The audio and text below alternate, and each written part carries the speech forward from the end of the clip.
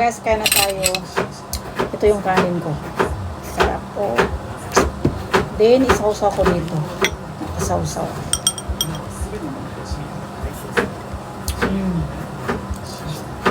Sarap. Sarap. Tungod na ko tungkuan. Kanang na sabaw. Ano to? Simpleng panihapon sa taong simpleng anihapon.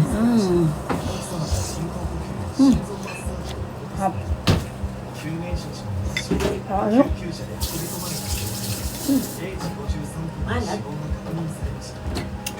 Tama lang, ang init lang.